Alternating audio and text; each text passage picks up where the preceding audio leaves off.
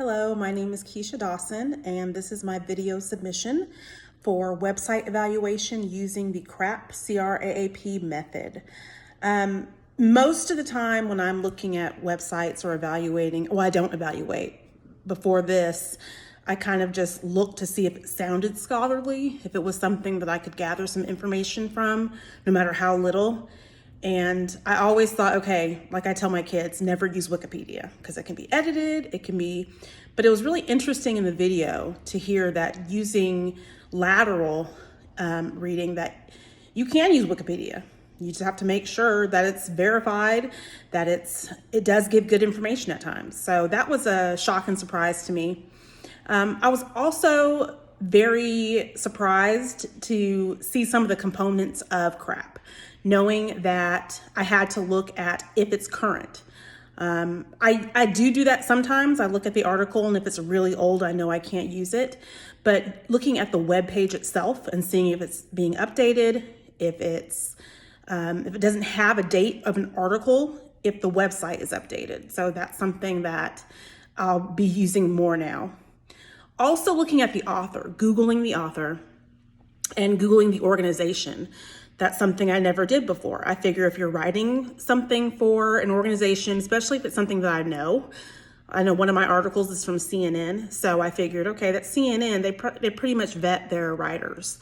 But to actually take the time to Google that person and realize that, okay, you have some experience in this, but that doesn't make you an expert.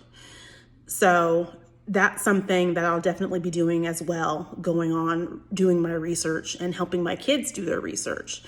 The actual CRAAP rubric is amazing to me because it makes it really simple to go through each website and see what it needs to be in order for me to be able to use it for my research or for my papers.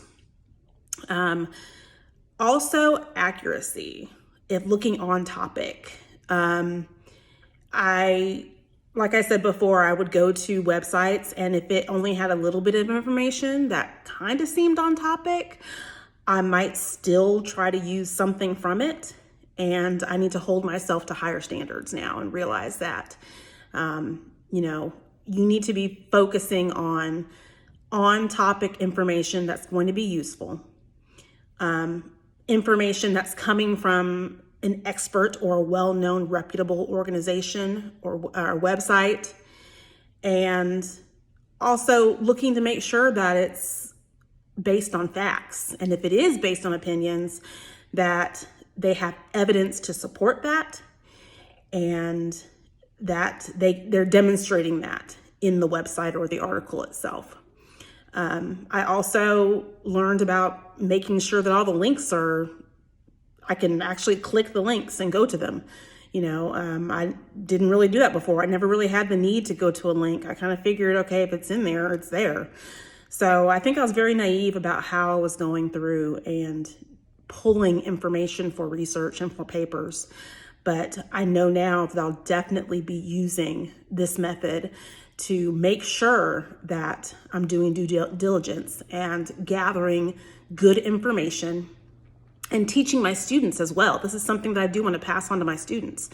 No more Wikipedia is just awful, don't ever use it. But let's talk about why we can use this website. And let's make sure that we're using a website that has a good reputation, it's current. We can Google the author and figure out who that author is and if they're an expert on the subject. And it's really cool now to be able to differentiate between good and bad websites and information. So I will be using this method in my teaching and in my own research. Thank you.